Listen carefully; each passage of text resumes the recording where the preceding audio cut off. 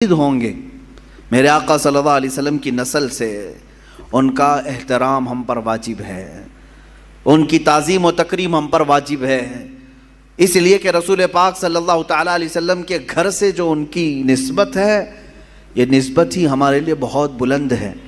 قرآن پاک کی آیت ہے قُلْ لَا أَسْأَلُكُمْ عَلَيْهِ أَجْرًا إِلَّا الْمَوَدَّةَ فِي الْقُرْبَى، اے محبوب آپ فرما دیں اپنے غلاموں سے کہ میں تم سے کوئی اجرت نہیں مانگتا۔ رسول پاک صلی اللہ علیہ وسلم نے ہم سے کوئی معاوضہ مانگا ہے؟ حضور اکرم صلی اللہ علیہ وسلم کی بدولت ہمیں ساری نعمتیں ملی ہیں، ان کے صدقے میں سب کچھ ملا ہے، بدلے میں حضور نے کچھ مانگا ہم سے؟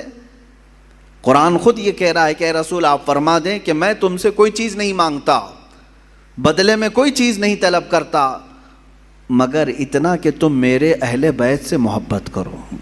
الا المودۃ فی القربى، رشتہ داروں سے، حضور اکرم صلی اللہ علیہ وسلم کے گھر والوں سے محبت کرنا، اس کو تو رسول کریم صلی اللہ تعالیٰ علیہ وسلم نے بھی اظہار فرمایا۔ ایک حدیث ملتی ہے من مات علی حب آل محمد مات شہیدا، جو حضور کی آل کی محبت میں، حضور کے گھر والوں کی محبت میں انتقال کر گیا دنیا میں، اسے شہادت کا مقام عطا کیا جاتا ہے۔ اہل بیت کی محبت شہادت کے مقام کو پہنچاتی ہے۔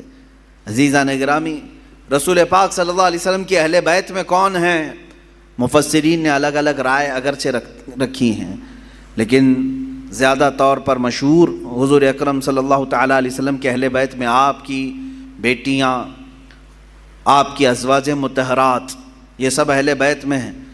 ان میں سے بھی اخص جو خاص اہل بیت ہیں وہ سیدہ کائنات فاطمہ الزہرا رضی اللہ تعالیٰ عنہا، مولا علی کرم اللہ وجہہ الکریم، اور آپ کی اولاد حسنین کریمین رضوان اللہ تعالیٰ علیہم اجمعین، یہ سب اہل بیت میں سے ہیں۔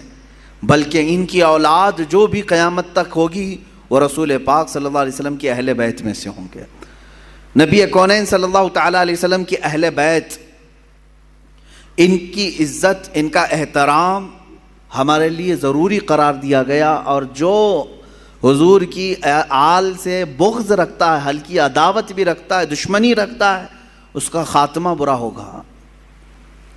الا ان مثل اہل بیتی کمثل سفینۃ نوح من رکبها نجا ومن تخلف عنها ہلک۔ رسول پاک صلی اللہ علیہ وسلم ارشاد فرماتے ہیں آگاہ ہو جاؤ، میرے اہل بیت کی مثال نوح علیہ السلام کی کشتی کی طرح ہے۔ نوح علیہ السلام کے زمانے میں سیلاب آیا، طوفان آیا، اور اس وقت اگر کوئی نجات پایا تھا تو کون؟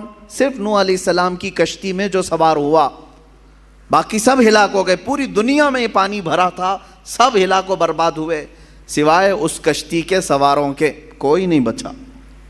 تو اللہ کے حبیب صلی اللہ علیہ وسلم فرماتے ہیں میرے گھر والے، میرے اہل بیت نوح علیہ السلام کی کشتی کی طرح ہیں، جو انہیں تھام لیا وہ نجات پا گیا، جو ان سے دور ہوا وہ ہلاک ہو جائے گا۔ اہل بیت سے جو نفرت کیا یا ان سے دوری اختیار کیا وہ ہلاک ہو جائے گا۔ عزیزان گرامی وقار، یقیناً اہل بیت ہمارے لیے سر کا تاج ہیں، لیکن ساتھ میں ہمیں رسول پاک صلی اللہ علیہ وسلم نے اپنے صحابہ کی محبت بھی سکھائی۔ حضور اکرم صلی اللہ علیہ وسلم کا یہ فرمان عالی شان ہے اصحابی کالنجوم بأیہم اقتدیتم اہتدیتم، میرے صحابہ ستاروں کی مانند ہیں، تم جس کی بھی پیروی کرو گے ہدایت پا جاؤ گے۔ یہ میں کیوں آج عرض کر رہا ہوں؟ اہل بیت کا تذکرہ ہونا چاہیے، لیکن ساتھ میں نے صحابہ کا بھی ذکر کیا۔ وجہ یہ ہے میرے عزیزو کہ کچھ جماعتیں ایسی ہوں گی جو صحابہ سے نفرت کریں گی، حضور پاک صلی اللہ علیہ وسلم کے صحابہ کو کافر کہیں گی، مرتد کہیں گی، باغی کہیں گی، اور کچھ جماعتیں ایسی ہوں گی جو اہل بیت کو گالیاں دیں گی۔ صحابہ کی محبت تو دکھائیں گی لیکن اہل بیت کو گالیاں دیں گی۔ حضرت فاطمہ کو کہتے ہیں وہ بغاوت کرنے والی ہیں، حضرت امام حسین کے بارے میں کہتے ہیں انہوں نے یزید کے خلاف بغاوت کیا۔ یہ دونوں جماعتیں گمراہ ہیں، جو اہل بیت کی نفرت پالتی ہیں یا صحابہ کی نفرت پالتے ہیں، یہ دونوں جماعتیں ہیں، گمراہ ہیں۔ ان میں درمیانی جماعت وہ ہے جس کو مسلک اعلیٰ حضرت اہل سنت و جماعت کہتے ہیں۔ اہل سنت و جماعت یہ ہمارا درمیانی مسلک ہے، درمیانی، کہ ہم کیا کہتے ہیں جس کو امام اہل سنت فاضل بریلوی نے یوں ارشاد فرمایا، اہل سنت کا ہے بیڑا پار اصحاب حضور، نجم ہے اور ناؤ ہے اطرت رسول اللہ کی۔ یہ اس شعر میں نجم کا نام آیا ہے، ناؤ کا نام آیا ہے۔ نجم کہتے ہیں تارے کو، نجم کس کو کہتے ہیں؟ ستارے کو، اور ناؤ کشتی کو کہتے ہیں۔ اعلیٰ حضرت فرماتے ہیں ہمارا بیڑا تو پار ہے الحمدللہ۔ صحابہ کو حضور نے کیا فرمایا؟ میرے صحابہ ستاروں کی طرح ہیں۔ اہل بیت کو کیا کہا حضور نے؟ کشتی کی طرح ہے۔ اعلیٰ حضرت فرماتے ہیں ہمارے پاس تارے بھی ہیں اور کشتی بھی ہے۔ ہاں، تارے رات کے وقت اندھیرا ہو جائے تو پہلے کے زمانے میں تاروں سے ہی راستہ طے کیا جاتا تھا۔ آج بھی یہ تارے اور کشتی کا کیا ملاپ ہے میں آپ کو بتاؤں۔ اتنی ٹیکنالوجی ترقی کر گئی، پھر بھی جانتے ہیں آپ جو شپ آج سمندروں میں چلتی ہیں، جو جہاز بڑی بڑی جہاز ہیں سمندروں میں چلتی ہیں، سمندر میں وہ راستہ کہاں سے؟ کوئی روڈ بنا ہوا ہے؟ کوئی ٹریک بنی ہوئی ہے؟ کیسے وہ چلتی ہیں؟ برابر رخ کیسے لیتی ہیں؟ پورے جہاز کو، پوری کشتی کو ستاروں پر چلایا جاتا ہے۔ آج بھی ستاروں پر راستے طے کیے جاتے ہیں۔ اب ٹیکنالوجی اتنی آ گئی اور روڈ اتنے بن گئے کہ کوئی اب راستہ تلاش کرنے کے لیے تارے دیکھتا ہی نہیں۔ پہلے کے لوگ سفر کرنے کے لیے بھی تارے دیکھتے تھے۔ ہر تارے کا ایک سمت ہوتا تھا، اس طرف یمن ہے، اس طرف شام ہے، اس طرف عراق ہے، وہ راستے اسی طرح سے طے کرتے تھے۔ اس لیے یہ دو چیزوں کا ملاپ بیان کیا گیا۔ سمندر میں اگر کشتی ہے تو تاروں سے اپنا راستہ طے کرتی ہے۔ میرے عزیزو، ہم یہ کہتے ہیں کہ صرف تارے دیکھ کر کے چلیں اور سمندر میں چلنا چاہے تو بھی ممکن نہیں ہے، اور صرف کشتی پر بیٹھ جائیں تارے نہ دیکھیں تو بھی ممکن نہیں ہے۔ اسی لیے اعلیٰ حضرت نے فرمایا اہل سنت کا ہے بیڑا پار اصحاب حضور، نجم ہے اور ناؤ ہے اطرت رسول اللہ کی۔ اللہ کے رسول کی عطا کردہ دونوں نعمتیں ہمارے پاس ہیں۔ ہم صحابہ کی بھی عزت کرتے ہیں اور اہل بیت اطہار کی بھی عزت کرتے ہیں۔ ان دونوں میں سے کسی ایک کو بھی ہم خطا کار، گنہگار، معاذ اللہ رب العالمین، باغی، اس طرح کے الفاظ ہم ہرگز نہیں استعمال کرتے۔ اہل سنت کا یہ موقف رہا ہے۔ اب میں اہل بیت اطہار کے متعلق عرض کروں، اس میں خاص طور پر رسول پاک صلی اللہ تعالیٰ علیہ وسلم کے گھر والوں میں حسنین کریمین رضی اللہ تعالیٰ عنہما، ان کی قدر کیا تھی، ان کی عزت کیا تھی۔ صحابہ بھی حضور پاک صلی اللہ علیہ وسلم کے زمانے میں، حالانکہ ان کی عمر بہت کم تھی، حضرت امام حسین حضور پاک صلی اللہ علیہ وسلم کے انتقال کے وقت صرف 6 سال کے تھے، 6 سال کے تھے۔ حضرت حسن مجتبیٰ رضی اللہ تعالیٰ عنہ 7 سال کے تھے۔ بس یہ 6 اور 7 سال کی عمر تھی جب حضور کی وفات ہوئی، لیکن اتنے بچپن میں بھی صحابہ کرام کا حال یہ تھا کہ یہ اتنا ادب کرتے تھے کہ نماز کے عالم میں کبھی کبھار حضور پاک صلی اللہ علیہ وسلم امامت فرما رہے ہوتے اور یہ دونوں شہزادے پہلی صف میں آ جاتے ہیں یا مصلی کے پاس آ جاتے ہیں، آگے پیچھے چلتے ہیں، تو عام بچوں کی طرح انہیں ہٹایا نہیں جاتا تھا۔ ان کو نہ پہلی صف سے کوئی پیچھے کرنے والا ہوتا، نہ کوئی ادھر سے ادھر کرتا۔ میرے عزیز، و دوسروں کے بچے آئیں تو ہم ادھر ادھر کر دیں، لیکن رسول اللہ کے شہزادوں کو صف کے آگے رکھ کر کے بھی صحابہ نماز پڑھتے تھے، اس لیے کہ ان صحابہ کو معلوم تھا کہ نماز ہماری اس وقت تک کمپلیٹ نہیں ہوگی جب تک نبی اور آل نبی پر درود نہ بھیجیں۔ ہاں، تحیات میں بیٹھنے کے بعد تو پڑھنا ہی پڑے گا نا، اللہم صلی علی محمد وعلی آل سیدنا محمد۔ ہم تو کہتے ہیں اے اللہ درود بھیج محمد صلی اللہ علیہ وسلم پر اور ان کی آل پر۔ تو صحابہ کی نمازیں کیسی ہوتی ہوں گی جب نماز میں تحیات پر بیٹھ کر کے یہ پڑھتے ہوں گے اللہ نبی پر تو درود بھیج، تو مصلی پر نبی کو دیکھ رہے ہوں گے، اور جب آل محمد پر درود بھیجتے ہوں ان شہزادوں کو پہلی صف میں دیکھ رہے ہوتے ہوں گے۔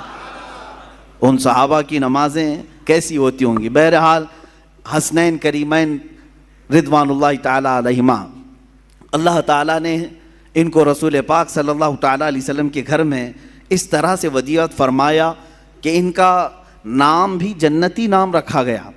حسن اور حسین، میرے آقا نے فرمایا اسما من الجنتی، یہ جنت کے ناموں میں سے ہے، جنت کے ناموں میں سے ہے۔ اور میرے آقا صلی اللہ علیہ وسلم اکثر امام حسین کو سونگھتے تھے۔ چومنا الگ چیز ہے نا، بچوں کو ہم بوسہ دیتے ہیں، چومتے ہیں، حضرت امام حسین کو حضور پاک صلی اللہ علیہ وسلم سونگتے تھے. چومنا بھی ہوتا ہے، میرے آقا صلی اللہ علیہ وسلم سے چومنا بھی، بوسہ لینا بھی ثابت ہے، لیکن اکثر آپ ان کی گردن کے پاس اور ان کے چہرے کے پاس سونگھتے تھے. اور میرے آقا صلی اللہ علیہ وسلم فرماتے ہیں ہما ریحانتی فی الجنہ، یہ دونوں میرے لیے جنت کے ریحان پھولوں میں سے ہیں. جنت کے جس طرح ریحان پھول ہیں، اللہ تعالیٰ نے حسن و حسین رضی اللہ تعالیٰ عنہما کو جنت کے پھولوں کی طرح خوشبودار بنایا تھا. اندازہ کرو میرے عزیزو، جن شہزادوں کی خوشبو خود سید الانبیاء سونگ رہے ہو، تو کیا اہل بیت میں خوشبو نہیں ہوتی ہے؟ کیا رسول اللہ کے خاندان میں خوشبو نہیں ہوتی؟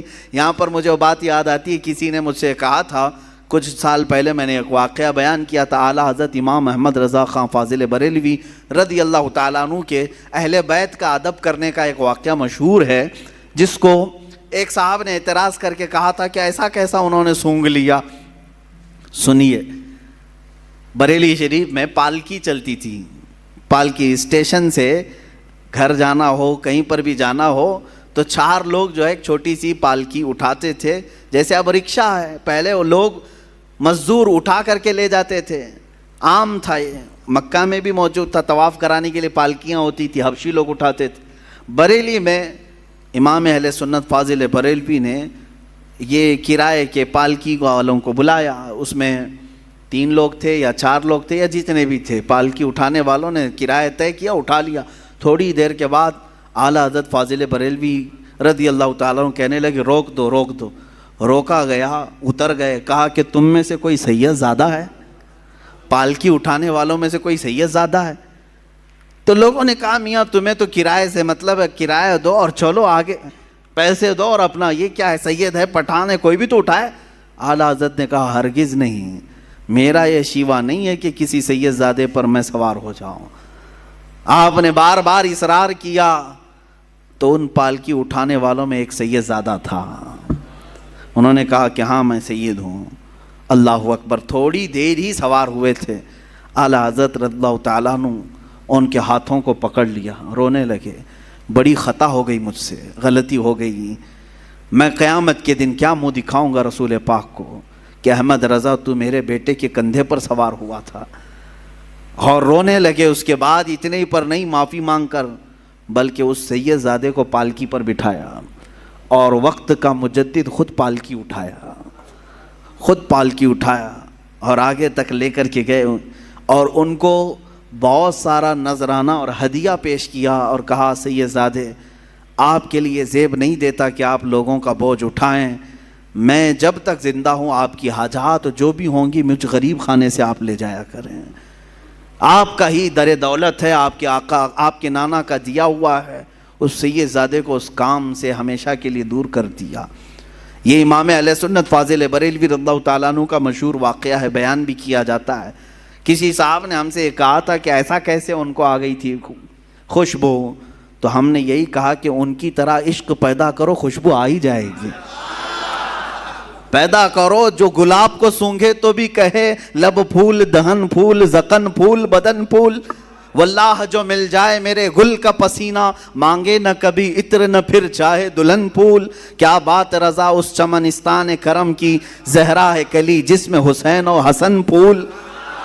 یہ بریلی کا امام ہی تو کہتا ہے جس کی زندگی عشق میں ڈوبی ہوئی ہے، جس جگہ پر بھی دیکھیں یہ اعلیٰ حضرت کے نغمے، کیا یہ عشق نہیں پیدا کرتے؟ آج 100 سال کے بعد بھی سننے والے جھوم جاتے ہیں. اس بریلی کے تاجدار کے سینے میں عشق کتنا رہا ہوگا، جو ہمیشہ اس زمانے میں لوگ میرے آقا کی ناپ رہے تھے کتنا ہے، کیا کیا ہے، کیسے کیسے ہیں حضور کے بارے میں. اس وقت اس امام نے پکار کر کہا تھا سرور کہوں کہ مالک و مولا کہوں تجھے، باغ خلیل کا گل زیبا کہوں تجھے، حیران ہوں میرے شاہ میں کیا کیا کہوں تجھے. یہ کس نے کہا تھا؟ امام زمن، امام اعلیٰ، امام اہل سنت نے کہا تھا ان کی طرح محبت اور عشق پیدا کرو، اس نبی کی آل کی خوشبو بھی تمہیں خود آئے گی، آئے گی.